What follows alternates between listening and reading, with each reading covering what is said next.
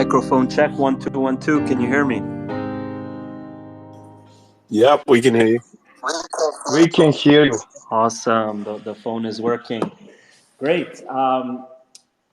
We're just kicking things off, so appreciate the early joiners.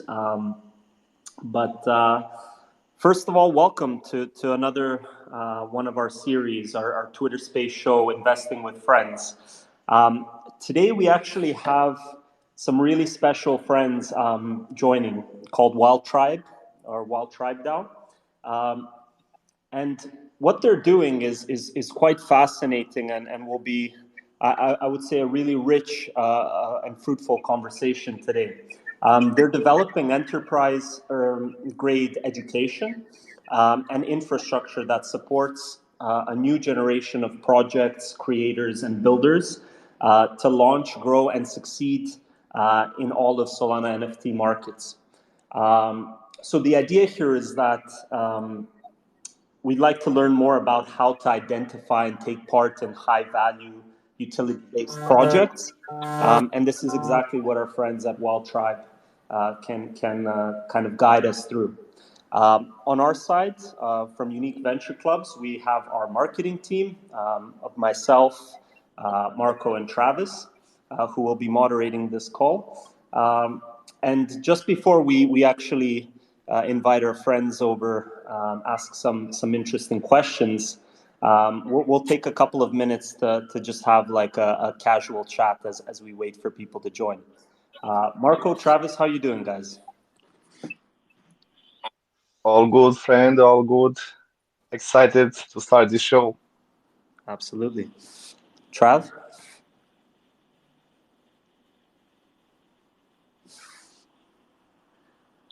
Travis is on mute.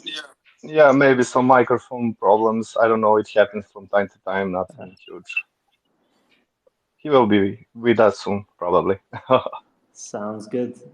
So as we maybe wait a couple minutes to get people to join and maybe Travis fixes issue. One thing actually I'd like to talk to you, Marco, about, and maybe something that listeners here have experienced these past couple of days, and something that's like frankly ongoing generally in the space is scammers, hacking. Actually, something we've noticed, and curious to hear from the community as well. Some phishing attempts that have been coming through to our Solana wallets, and I think the importance of bringing these things to awareness, as painful as it might be to victims of this. We'd like to bring this to everyone's attention because we've actually had some experiences, right, Marco, this week, and maybe you'd like to share some thoughts. I think the more we talk about these things, the better we can protect ourselves. Marco? Yeah, it's actually crazy. I was browsing through my Solana wallet. I was drinking coffee, and something popped up in my wallet, and I click on it, and it said like, claim your Metaplex reward, just like the normal reward that Metaplex has when you have multiple collections in your wallet. So I click on it. I was not paying too much attention on it. And actually, the link was claim/metaplex.io. I remember that very well. So I click on it. I went to the website and just approved the transaction. And like 30 seconds away from it, everything was gone from my wallet. And man, it sucks for sure. And it was like a disgusting feeling. And yeah, I mean, what can you do when you don't pay attention? Everything happens. But I guess everyone got the same token in their wallet saying, claim this Metaplex reward or claim this mystery box or whatever. I mean, they are changing from time to time. I saw it. I created another wallet, and after like 5 minutes, I got another scam. It's pretty similar to this one, but it wasn't the same. And of course, after 15 minutes after that, I got the same scam from the so-called Metaplex. And yeah, I mean, I saw that wallet. You can, of course, check everything on the chain. So I checked that wallet and I saw a lot of people catching on the same way and losing money, losing NFTs, losing whatever. So it sucks, man. I don't know what to tell you, but it's not a good feeling for sure. Did you have something similar? I know Travis has some experience with similar stuffs also. Yeah, I did. And the ridiculous thing with me was that I didn't even click on any of those scam NFTs as well. So I'm still trying to figure out what exactly went down. But basically, all my UNQ tokens just disappeared out of my wallet. And I thought I was being careful, like not handing out my wallet address all willy nilly. And yeah, so I'm very excited to be here. I'm very invested to learn more about this component of investing. I think it's something everyone can definitely grab some extremely valuable information from. Yeah, I don't know. absolutely. Miro, what do you think? Did you have some similar experience with the hacks? I know you can be like 100% sure it's not a scam or to be extra careful, but these scams are getting pretty good actually. From time to time, you see something that you haven't saw. I mean, I'm personally using technology since I was 5. I know that dumb, I know that unexperienced, but it happened to me. And this is not the first time, actually. I had another thing that I was chatting with one influencer, and I was clicking on the Telegram handle instead of the Twitter handle to start the chat, and it forwarded me to some scammers that had similar handles. So I paid them and lost my money again. So this is like the second time. Yeah. They are pretty creative, you know. Yeah, exactly what you said. Like, uh, yeah, the levels at which these scams and hacks are taking place are certainly, getting more complex. I guess, the first feeling that you get when you're a victim of this is, oh, I'm a dumb move on my part. However, um, exactly that. Like when you're getting these kind of requests come into your wallet, the issue is as well when it comes to these like whitelist opportunities, so to say, or like fake opportunities. If you're like actually actively seeking these different whitelist opportunities, you and really active and engaged in different discords and so on. um, it's like a matter of seconds and just like a quick lapse in concentration and thought that you can be fished into something like this if you're like super active and might think it's like a legitimate opportunity that you have had applied to, etc. So it's really unfortunate. It's uh, yeah, there are many people out there essentially trying to make these unethical quick gains. Um, but what I'd like to say, actually, it's a good segue. I see some people are coming in, and actually, I'd like to hear from our guests as much time as we can today. So it's actually a good segue into what I previously mentioned about Wild Tribe, is that they're really trying to educate people about these and other things relating to this really complex market that we're moving in. And yeah, with that, we have Ricardo and Dave on the call here today, and we'd like to jump right in. How are you guys doing? You guys? Yeah, we can hear you, Ricardo. Perfect, Hey, perfect. How's it going? hi Ricardo, hi Dave. What's up? I'm good, thanks. How about you? Yeah, doing Well, really. except I got hacked, everything worked just the normal way.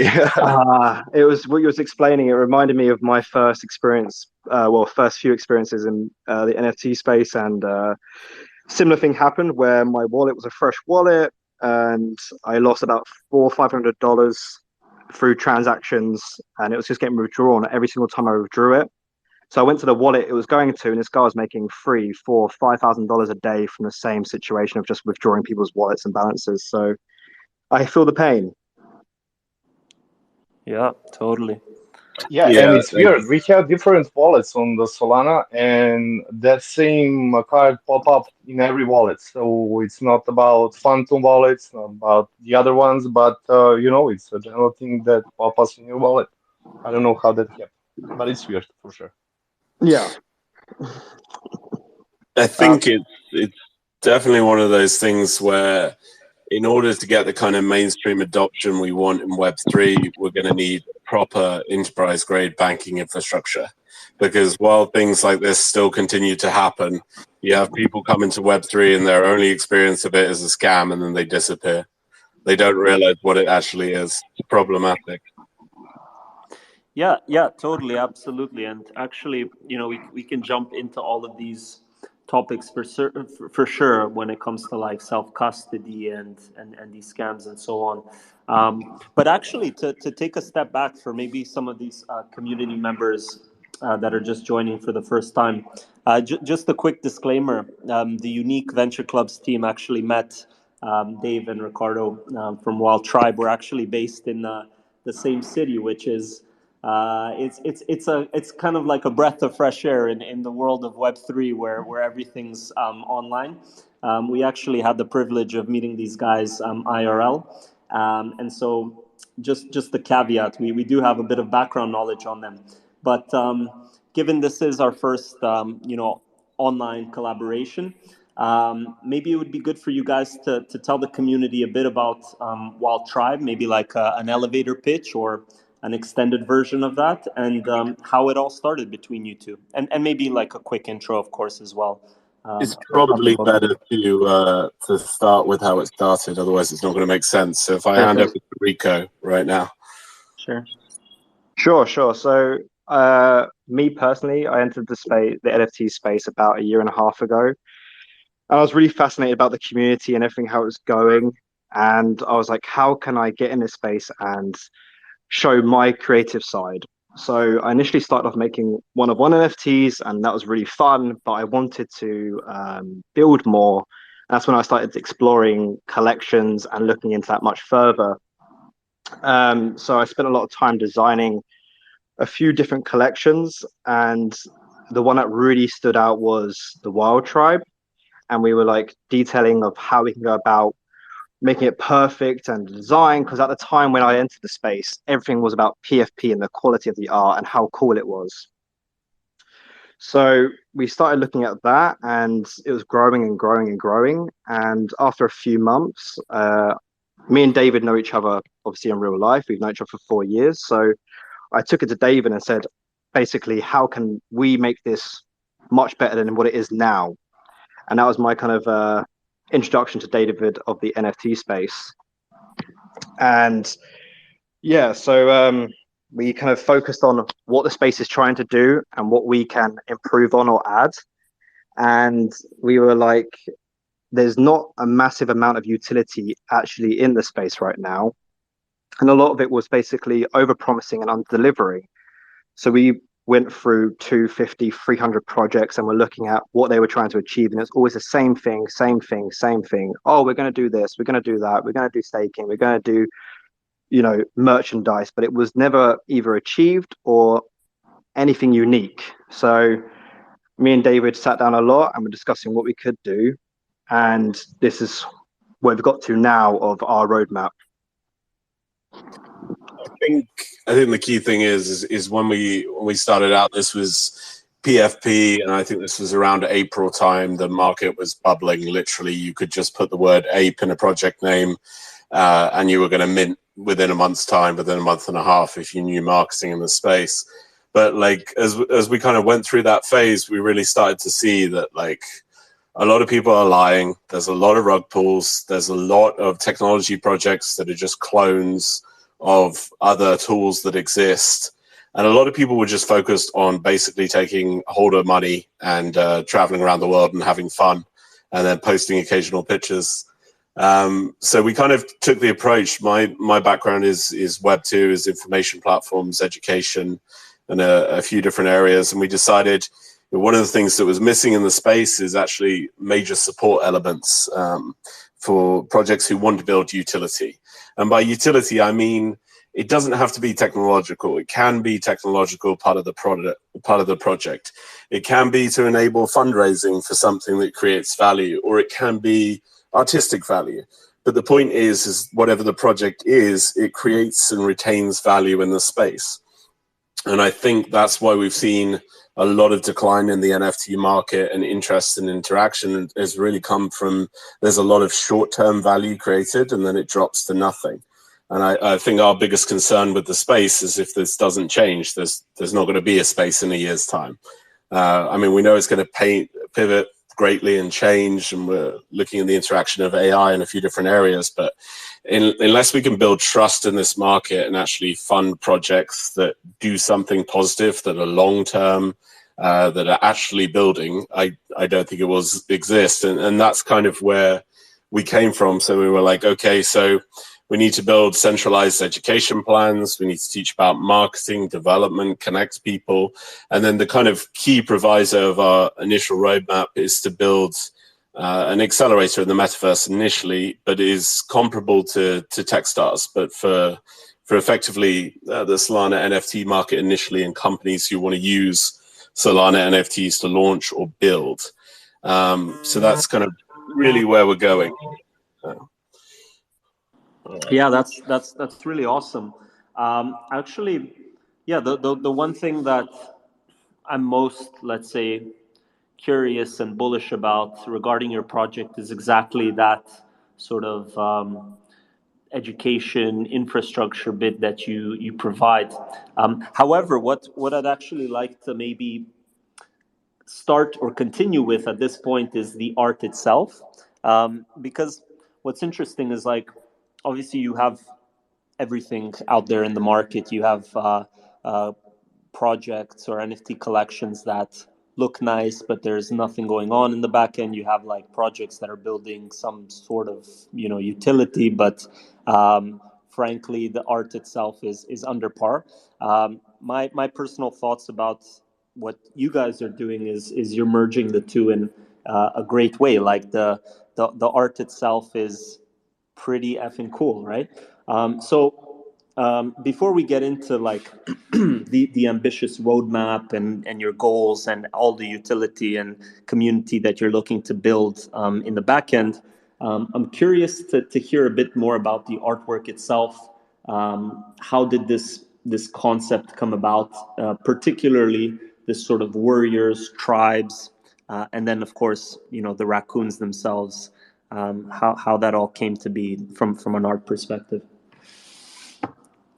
Sure. So basically, with the art itself, it was actually started to get worked on while many projects were going towards apes, and it was just getting repetitive. And as I mentioned, I come from more of a creative background. So I was like, okay, we can do an ape, we can do a monkey, we can do a dog, we can do a cat, but what would make us stand out would be a different animal.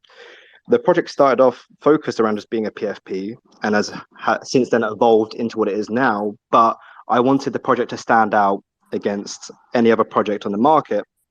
So we were like, okay, there's many animals, but a raccoon would really fit the direction we want to go with our storyline, because our project is also very heavily driven by our lore, which was created by David.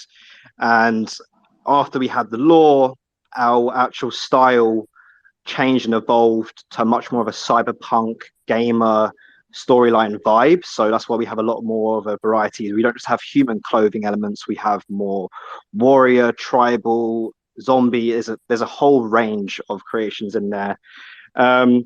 So we wanted to kind of create as much as possible so that no individual NFT looks the same as the one next to it. Yeah, no, really cool. It's we've been following your your Twitter activity recently, and it's quite interesting how you're constantly putting out these like art pieces and really showcasing the intrinsic sort of details that you've put into these pieces, and then also as I understand, you have the community as well, giving their sort of touch on it, right? In that you have members who are how do you call that? Like when community members give their sort of interpretation of your art. What's that called again? Sure. So we have like a part of our community is heavily creators or creative individuals. So we wanted to involve them in the part you're referring to is our name that attribute section. So our collection is built on 180 plus attributes, and we thought a really unique way to involve the more creatively driven individuals in the group would be to allow them to suggest attribute names for multiple pieces, and then that also involves them with the direction of the project. Yeah, no, that's really a cool way to actually bring the community in and have them feel like they're a part of the whole journey, right? I mean, it's fairly early, but including members of the community as much as possible is certainly a big factor that you guys are aware of and involving. And actually, to transition into the back end stuff, like the value add behind the artwork itself. Not sure whether our listeners maybe had a chance to check out your website, your landing page, wildtribedao.com. Travis actually pinned a post, I believe, where people can find you guys. You guys have like a fairly ambitious roadmap. We're seeing a lot of projects with some high level, let's call it like fluff type of info that they post, but you guys are actually going for it. Can you maybe talk about the reason behind putting out this, detailed roadmap and maybe highlight some of the key goals you guys have? Yeah, so I mean, I think for us is when we kind of transitioned from PFP to education focused, and we realized there were a lot of issues in the space we wanted to combat. We were like, okay, so this is a multi-year business / project, potentially longer. So I would say we have an ambitious roadmap. I would say the timetables are pretty good though, because we spent about 3.5 days trying to make sure we could achieve what we think we could achieve in that time frame, depending on a number of outcomes. So, I mean, early on, like we've already actually started. We haven't announced it yet, but I suppose you guys are the first announcement. But we've already started building the partners network, which is going to be pretty instrumental in building out the accelerator, doing the events, launching the networks, and Advisors has launched quietly as well now. So a big part of our project is bringing in skilled people from the community and effectively allowing access to vetted projects, teams, and people who want to get into the space at both a beginner level and a higher level to build out their projects. So in terms of the initial roadmap, we're really focused on Q1 and Q2, getting the Metaverse Accelerator live. I can't say who we're talking to about that right now, but that's some pretty late stage discussions and will be announced soon. The knowledge platform is already underway. Creators Bootcamp is something new that's come around, but that's focused on the artistic community because Rico has somehow become somewhat of a mini influence in the space because he loves art. And yeah, just getting Team Builder and a few different programs going. And then really the big push for us is moving through to Q3 is getting ready for the launch of the IRL accelerator. So we plan to get some interesting people in, prove the concepts that we can effectively bring in teams, help them accelerate, help them build out and launch successfully, and then take them through. And then the idea is basically to begin fundraising and expand this accelerator so we can invest ourselves. And that's kind of the point. We'll look at a wild token for utility, but we want to put that to a community decision. Actually, quite a lot of this will be community's decision in terms of direction. So holders will have quite a bit of say in strategic decisions because we don't want to launch a token and just for the sake of launching a token, it has to make sense. But yeah, that's kind of where we're at the moment. Yeah, really interesting. I mean, I could ask questions for days, but maybe I'll just take a quick moment to ask Marco or Travis if there's anything you guys would like to ask, or if we should just continue. Yeah.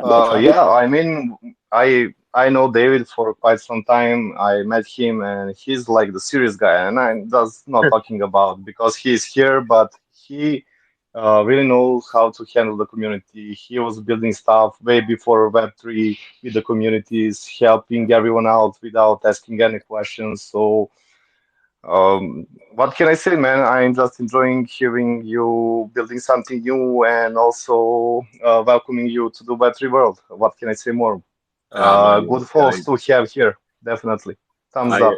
I appreciate it, bro. Like, no, it's been an interesting journey. The last 2.5 years getting involved with a few different blockchain projects, and then the NFT project has really become the baby of it and the focus. Just because, I mean, you mentioned the creative, like probably the most fun aspect for me and Rico has really been mixing the creation of the brand and the story and the design and building something that's really cool, but also will actually deliver value. So that's something in Web 2 I never get to do. So it's kind of like a personal expression for me, I suppose, to do stuff like this. No, absolutely. Trav, do you have any sort of questions, given it's your first time actually meeting them? Want to give you an opportunity as well, for sure. Amazing. Yes. Thank you for the opportunity. So far, I'm really enjoying what I'm hearing about your project there, guys. Thank you so much for taking the time and for joining us to chat about it today. The one question right off the bat that I'm really excited to ask you is your term accelerator. Now, keep in mind, I'm a bit of a noob when it comes to this space, but this word is extremely intriguing to me, especially in the context of real life accelerators and metaverse accelerators. Could you just quickly just give us an idea of what you mean by that and what that's about, or what that might look like? Sure. So from a Web 2 perspective, when the startup ecosystem was much, much younger, we're talking about a decade ago, maybe before, there really became this space where there was a lack of investment and support for earlier stage projects. So what developed were business accelerators. These were effectively teams of people who would come together, who had a very good network. They had a small investment fund, and they would take in teams of projects who were building out cool stuff, but they needed to be accelerated. They needed help to build out their business, to structure their teams, to think about the tech, to solve problems. So effectively, that's what an accelerator does. And within our context, that's what we'd be doing. That's part of the reason it's important for us to start building the partnership network and the advisory network now, because the people we work with in terms of promotion and doing spaces and noise and marketing are also essential partners to delivering the program, because we're not experts ourselves in every aspect of Web3. So we're effectively the metaverse part of it is really to test the program. It's something we want to run that's accessible to everyone to a degree. And it's really, I don't know if you know Mozilla Web Forward, but they ran one of the world's first open accelerators online. It's a similar model to that, but much more focused on Web3. And then the IRL, I think, is where we're really gunning for. And that's part of why we wanted the test run with Metaverse, and then the Metaverse will launch as a standalone program.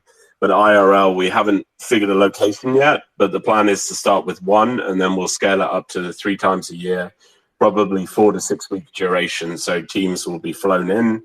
We'll work with them. There will be advisors and partners in-house. So if you need a specialist in DAOs, or you need one of the original coders at Solana, or whoever it might be, or you need a business development guy from New York, we'll have that on hand, and teams will be worked with over a limited period to accelerate their project. And then in regards to the Wild Fund, that's the aim of raising the fund, is we can provide a small level of investment as well, beyond just travel costs, effectively.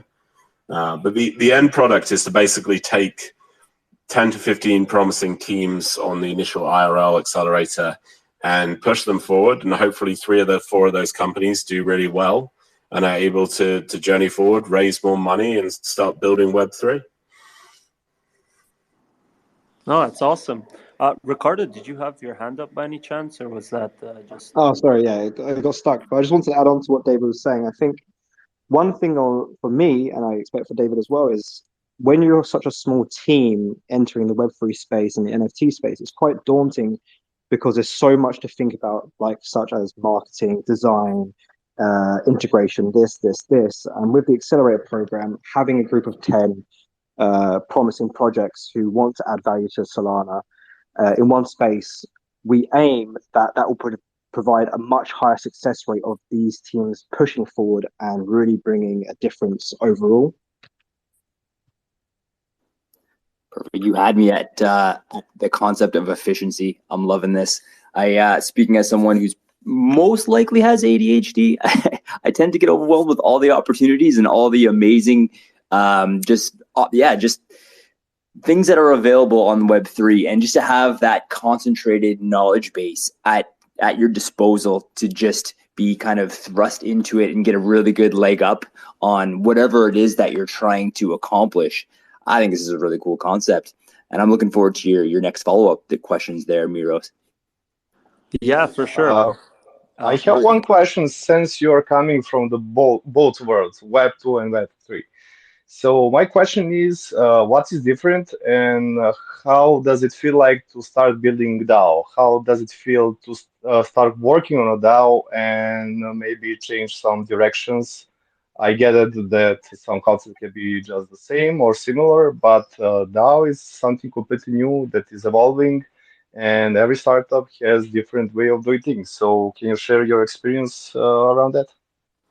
Yeah, so I think coming from Web 2, where everything's very hierarchical and you're not very close to your customer or your community, like Web 3 has been really interesting from that aspect. So like when we're providing information or talking about the value proposition of the project or how we're structuring this or what we're doing has been completely different. And we've also been really close to the community. So it's enabled us to work with the community to build.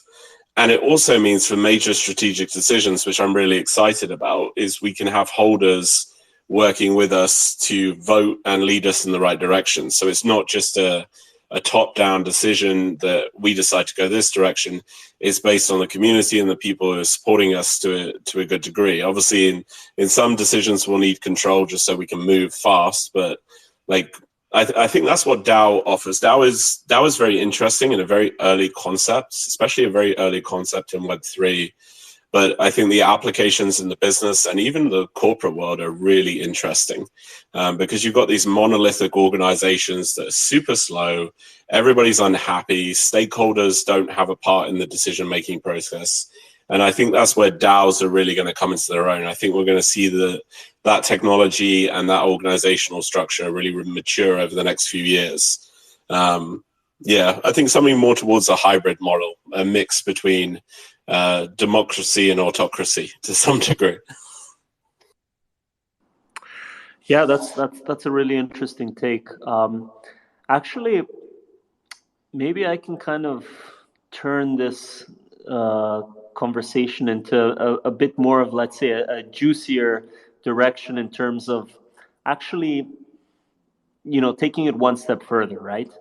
So from my perspective, it's the first time that I'm personally hearing about a project of this kind, of this type of value being, or the intent of having this type of value add to a community. I imagine you guys did a fair bit of research, prior to pursuing this. And I'm wondering, without shilling any other projects per se, I'm wondering whether you've come across, if at all, any similar types of projects with the kind of ambitions that you guys have and goals set within your roadmap. And if so, what makes you guys different? So, I mean, in the kind of wider Web3 sense, there are people, I would say, similar to my kind of background, where they're looking to build out earlier stage infrastructure because they see the same problem. And if we don't put it in place, then the reality is we're not going to have what happened with the .com. With the .com, we saw the crash, but then we saw the development of reasonable business models, reasonable valuations, and then growth. Steady, stable growth and value being created. And I mean, that's at the core of our project. Like, our main purpose is to drive value creation that's sustained in the market and the space so it can exist and so it can grow. In terms of other competitors, yeah, there's a bunch across different blockchains, different areas. I haven't found something exactly similar in Solana. I think it's because Web 2 is still a little bit of a dirty word in Web 3, which I'm hoping to change, because actually I'll turn it around to something else, because this is an interesting conversation I had the other day. But a friend of mine is a senior vice president at a very, very large corporate firm in London that deals with data analytics. And he's one of the smartest people I know, one of the best salesmen. He's sold in like $200 million worth of contracts. It's crazy. And I said crypto to him when he asked about the project. And he said, oh, isn't that all a scam? And that's the problem. We've got a massive PR issue, because these are the type of people we need to come into Web3 and to make it better. I would say we have a real glut of people in marketing, in business development, in business intelligence, in lots of different areas where projects need support, understanding, information, and help to make it sustainable. So one of the things, we haven't announced it yet, but we kind of came up with the concept of Web 2 to Web 3 Foundation, which is focused on bringing Web 2 people through and teaching them about crypto, and also utilizing their skill set to help build out the space and make it stable.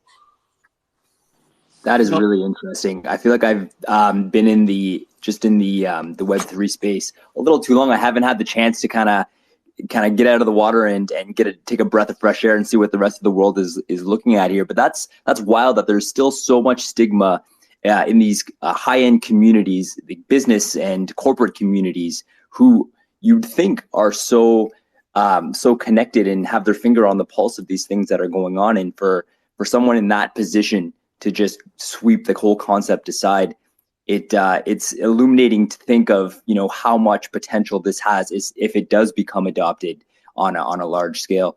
Sorry to interrupt you there, Miro. What were you going to say? No, it's a real good point, Travis. And actually, it's something that I asked myself as well, like looking at it from more of a sociological perspective. When it comes to these barriers to entry, Dave, what do you actually say to these skeptics? Like, do you think it's a matter of, well, the fact that, let's say, if you have a strong network, in this case, your friend, right? You asks you, well, is it all just a scam? Maybe the fact that this person would lead this person in. Whereas if this person doesn't, let's say, know anyone in Web3 and is just reading stuff online, do you think it's more a matter of maybe trust with people within a network to be introducing others to Web3 to prove it's not a scam? Or are there other ways that this adoption can take place? Yes and no. I would say there are two things here. The first being that actually the way I got into crypto was through an old friend who was from banking, and he talked me through it. And I was of a similar viewpoint, because all you see in the mainstream media, which is clickbait, is when 800 million is stolen from Phantom, or this happens, or someone gets super rich. So to the normal person who's outside of Web3, who's not reading Crypto Panic, who's not on Daily Hodl, who's not on all the media platforms we use, the whole thing looks like a giant scam, and quite understandably, because the only information they get is either people are getting super rich, which looks scammy, or people are getting scammed and getting their money stolen. So I think the number one thing we have to do, and it's not just projects like ours, it's other projects as well, and it's the community as a whole, is have accountability for projects to actually deliver what they say they're going to deliver, to put funding into the right projects. And I'm not shilling ourselves here, but like everybody who's developing value that's going to build long term. And then I think we can get rid of those headlines and build better wallet infrastructure, safer interaction between blockchains. If we fix all of those things, like we'll go from just over $1 trillion market now to God knows what in a few years' time, because blockchain is just a better database. Like, that's the way I try and explain it to people, because it's simplified and enables them to understand it. But if I say, look at how SAP and Oracle power all of the back-end systems behind the world, financial and otherwise, and it's finding a way to translate it into them. And that brings me on to the second point, that, yeah, I would say, and someone said this to me once, is the job of people in crypto to explain crypto to other people, but with a caveat. that when they start asking, oh, should I invest in this? You tell them to go and read a fucking book. Because I think the way forward here is getting people to do a certain amount of learning themselves, not jump in, understand the risks, and just be pointed in the right direction in terms of resources. Because there's so many people who straight away, they see the money and they just go, oh, I just want to invest in this token here. And they usually get burned or just end up being liquidity partners for whales. Or they get tricked to investing into projects like Safe Moon, which literally had the word safe and moon in the project title. I don't know how much more obviously you can get, but yeah, so I would say it's our responsibility as people building in the space to make it better and to give the mainstream media more positive things to talk about. And then also within your individual network where you know people who aren't sure about crypto, to sit them down and talk with them.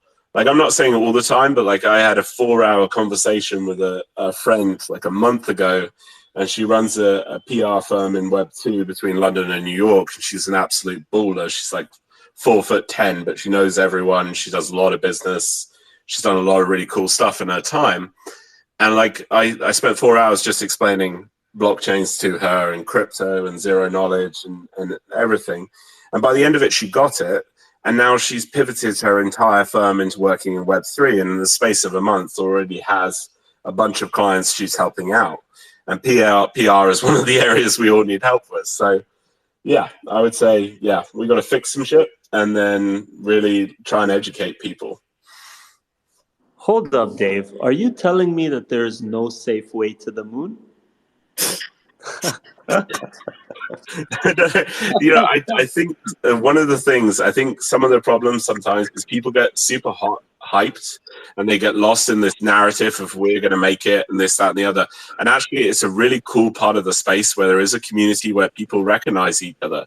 I'll be honest, at first, like some of the language was cringe for me, but now I actually kind of like the word friend and LFG. But like I really respect and like that part of it, and there's this counterculture that's being built that's awesome.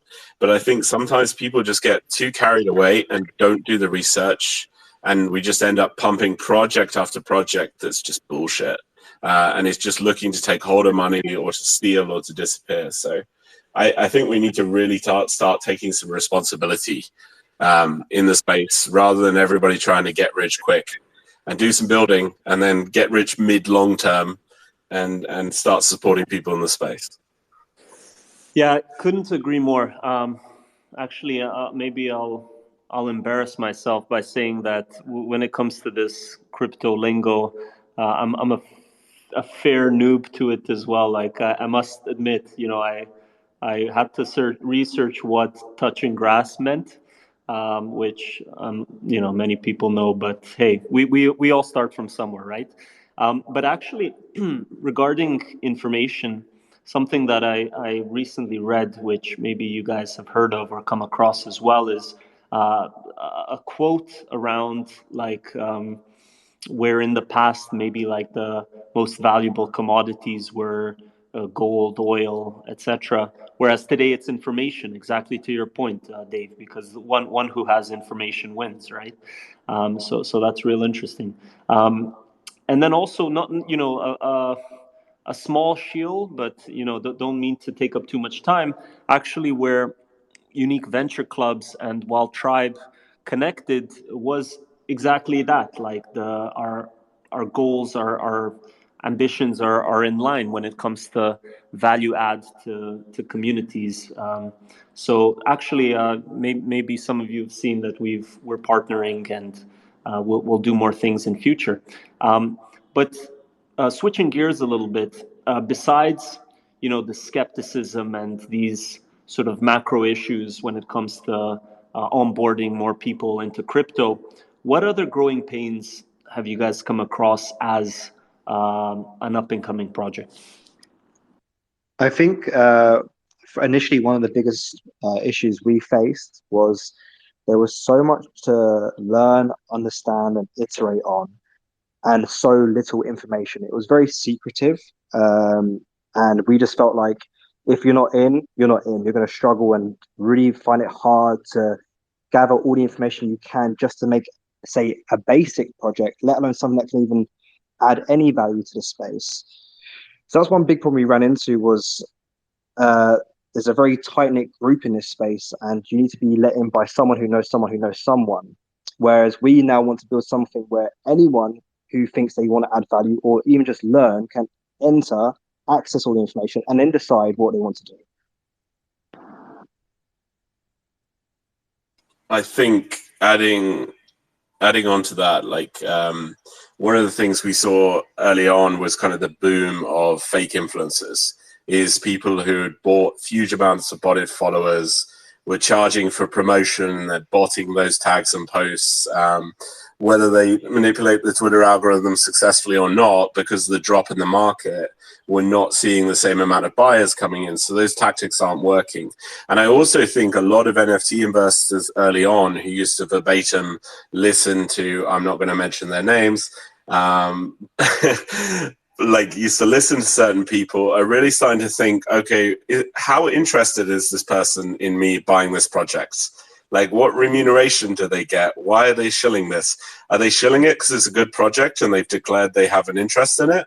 Or are they shilling it because someone's given them 100 NFTs or 1,000 whitelists or whatever it might be? So I think we're going through that phase where people are starting to get a lot wiser now the hype is dying down. And I mean, speaking of the macro situation where the economy finally goes off the cliff when the Americans admit we're in recession and stop changing the definition on Wikipedia in like 2030 at this point, but maybe next year. I think it's going to actually be a really good time to build, because a lot of shit is going to get cleared out of the space. A lot of these companies who are building on air, who don't have technologies that can be useful, who aren't doing anything good for the community, will go. And I think a lot of people are dropping with the fake noise now. And hopefully with the announcement of Musk taking over Twitter, we'll have a good clear out of bots and Twitter can get back to being a space you can trust. We pursued a really natural growth strategy that's now about to spin up a lot more. But it's really helped us. Like, if you compare our engagement to many other sizable projects, we dwarf them in engagement because our audience are real. And that's the way we've kind of always wanted it, because what's the point in building a lot of fake news, getting on Magic Eden, tricking a bunch of people into buying your token, your NFT, and then it's like, sayonara, guys, we're going to be slow building this while I go and sit on my yacht and live the life. It's like, nah. It's never been my style coming from Web 2 nor Rico's. But yeah, I think it's going to be a really good phase where everything gets cleared out and we can really focus on building things that create value, not just in Solana, but across Web 3. Yeah, couldn't agree more. I don't want to speak on behalf of our team at Unique, but I personally do see the value. Of course, in these market conditions, many people are hurt, right?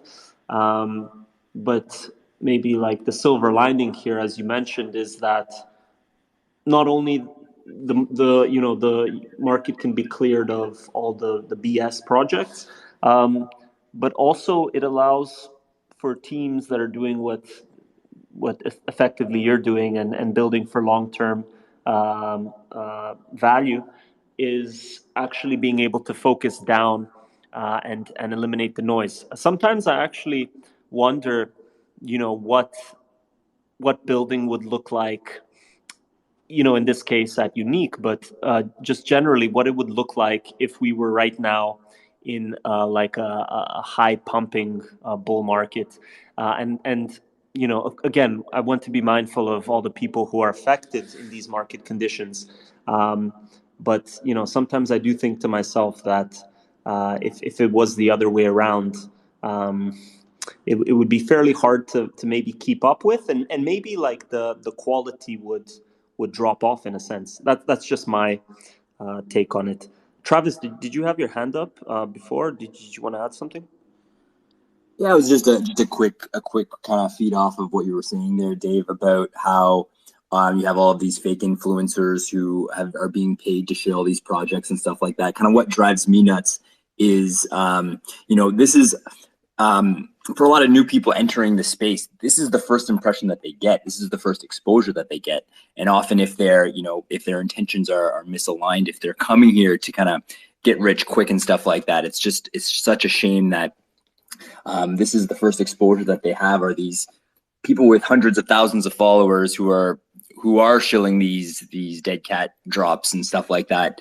And I was going to ask, what you think a good solution might be, and how other projects can compete with that, and how to kind of balance the playing field when it comes to education and proper information. But I really like the whole Elon Musk taking over Twitter thing.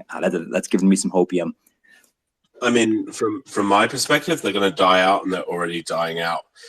Because when we were at the height of the market in April, March time, there were so many new buyers who were hearing about Web3 and Solana and NFTs. They were just flooding in, and they flooded into Magic Eden, and that's what grew Magic Eden. So it used to be you could just get a project on Magic Eden.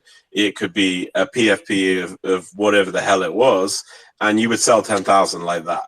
Now, I don't know if you've seen recent collections, some with some different parameters, but there have been some people who've really struggled. They've had to downsize, they've had to cut.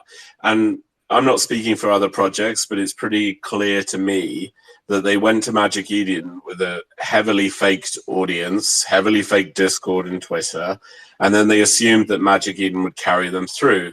So I think it's really going to cause projects to realize that actually we're going to have to run a longer marketing cycle. We're actually going to have to do a lot of work into figuring out who our audience is and what we can offer them, and really build more considerately and slowly, which I think will scare off quite a lot of the scammers, because that takes time. And then you'll build up a real audience and real people who can be holders, because you can't go to Magic Eden anymore in these market conditions and just sell out at 10,000 or even 5,000 if you don't have an audience. So all of this fake noise is worthless. It used to be that, people would bot their tweets and their accounts and then constantly pay for this. And then the Twitter algo would artificially push them up the rankings, and that would bring in new buyers, and Emmy would bring in new buyers. It's not the case anymore. So I think this market is actually a really good thing, because it's going to clear out effectively a lot of idiots who have made a quick buck, because they're not anymore. But there are some good people in this space too as well. We've come across some really cool influencers and different people who work with projects they believe in. So that kind of brings me on to the next point. I'm not mindful of people who make bad investments decisions who don't do their own research. And I think that's a lot of the time is people aren't taking responsibility. They're saying, oh, this person says this is good, I'm going to invest in it. No, who the hell is that person? What's their interest? Have I looked at the project? Have I assessed it?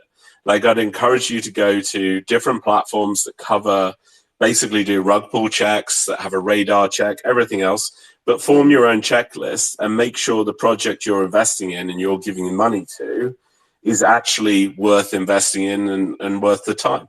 That said, if that could just be a really high-end art project for an amazing artist. That could be a Web2 company coming into Web3 looking to raise money because they want to build out their operations on blockchain for X, and X. Or it could be someone who's using NFT as a form of digital ownership within their projects.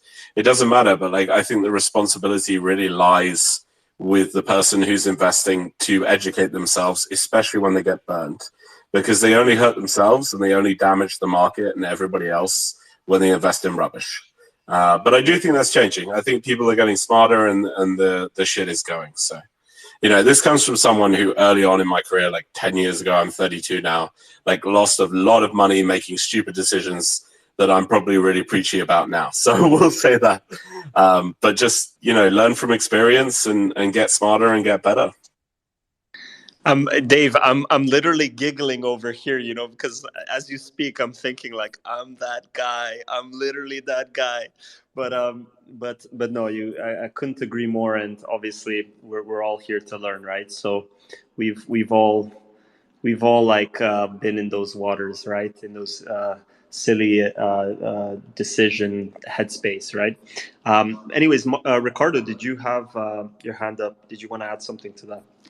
Yeah. I was just about to comment on doing your own research as someone who's buying NFTs before we start discussing it. But it's David hit the nail on the head. It's like it's very quick to blame an influencer or blame the project or blame this if you do not make profit, if that's your only objective. But like, there's very clear pointers of when a project or influencer is really manipulating the scene, right? You know, you've got extreme amounts of engagement, but when you just simply click on the engagement and go through it, you can really quickly see that it's all fake, and it's very quick to notice. And then if you go into the Discord, there's very minimal engagement. The comments are very similar. It's basic understanding of marketing and basic understanding of, is this person real or not? Yeah, absolutely. Couldn't agree more with what you guys just said. Just being mindful of time, and we want to give listeners as well an opportunity to ask as many questions. Before we jump into a quick Q&A to wrap things up, I appreciate we didn't actually mention where you guys currently stand regarding how to join, how to be an active member, and then also upcoming mint and so on. So just if you could share with our audience here how to best approach you guys. Yeah, I mean, so if you have any queries, you can hit us up on the main Twitter DM at Wild Tribe DAO. But on the bio, there's the link to the Warrior application form. We've only rejected 2 people so far. The rest of the people have been awesome. So yeah, you can sign up through there, or you can find more details on the website. I will say this as well on NFT investing advice. I was the person who convinced Rico not to buy OK Bears at like 4 Sol. So I wouldn't listen to me on individual investment advice. Nice. I was going to make a joke about you mentioning rejecting 2 people. I was going to make a joke about being one of them, but haven't actually applied yet myself. But certainly looking forward. And sorry, did you mention the mint or? Yeah, we're TBD at the moment. So Discord is launching in the next couple of days, I believe now. We're on course, and then we're going to be announcing a few more partnerships and collaborations, and the things are really going to spin up. But we want to make damn sure we've got a strong community of people to help build the projects and to support and really to get through mint successfully and quickly, and then really focus on building out the project. So we've already started doing that, but for us, like mint is like stage 1. Then we want to get to delivering. Well, we're going to touch grass for like 3 days. But we're not going to tell anyone that at the time because they're going to freak out. That happens every time. But then we'll be back in the office. So I'm guessing we're at about 6 to 8 weeks right now off what we've currently seen off minting. But it depends. We'll see what happens. If you don't mind me jumping in here real quick there, Miro, I was just curious. For anyone who is looking to invest in your NFTs whenever that time comes, and I'm sure this is going to be made very aware and public, but I'm just wondering, do you guys have any specific utilities in mind for holders of the NFT that you feel like sharing right now? Yeah, so holders will get access to various clubs that will be exclusive to them. A certain amount of alpha. There are going to be scholarship programs for individual creators and builders we want to launch up, which will only be accessible to holders. But our larger play, actually merchandise as well, which Rico is working on. And the comic book, this is a cool idea. So we decided we were looking at doing the writing for the Book of Gary, which is it's a 3-part saga. So right now we're in the Wildening. The Book of Gary is the first, and the Weidening is the last. But the Book of Gary. Oh, sorry, Rico's running to the bathroom. The Book of Gary is we decided my sister is a paper artist and a writer, and she came up with a really cool concept for one of her novels, which basically you tear away a page and then the story goes in a different direction. So Book of Gary, we're going to build on Discord with users, effectively, with people in the community who will dictate the way the story goes. So that's going to be an interesting one. And we're doing a few different things, but the major part of our project is to basically be part of the community, be part of the network, and help make everything better. And then we're going to really focus on rewarding our holders for that further down the line. I love it. Thank you so much. Very altruistic, and yeah, speaking for someone who's also been made less than ideal decisions in the crypto and NFT market. I appreciate you guys. Thank you. Yeah, and actually, just to add on what you your honesty around Mint and the fact that it's TBD. We really value people who are trying to do it right. So actually, sometimes we do have fairly ambitious goals ourselves as well. But then ultimately, it comes down to doing it right every time. If that means extending it, we see it with so many other projects going on. So that's definitely the right approach, especially when you're trying to build something for the longer term. Well, what we don't want to do is promise people a mint date and then not hit it. We don't want to go to mint and have a drawn out 5-7 day period where people are freaking out. So it's better, like, we know the numbers, we know the percentage of people who will buy and hold based off what we know. So once we hit the right level community wise, that's the point to go, get it sorted out and build the project. But I suppose the key thing this, in terms of long-term value for holders, it's going to be a multi-year project. We're not going anywhere effectively. So there's going to be access to exclusive events, exclusive networks, merchandise, and everything like that. But in terms of actual investment value, I can't speculate on what the token will be worth because I have no idea. But we're not going anywhere, and we plan to build physical things in relation, i.e. whether it's an accelerator program or platforms or whatever, in regards to the token, which will give it value. So hopefully we won't go to zero. That's the plan. Yeah, that's why we don't have a 3-month roadmap, but we only have the 12 for now, and there'll be more after that. Awesome, guys. Maybe we can open it up to listeners. We've been doing a fair bit of chatting on our end. So Marco, if you can maybe assist with bringing anyone up. Does anyone have any questions? Yeah, sure, guys. If you have any questions, please request the spot, and I will let you in.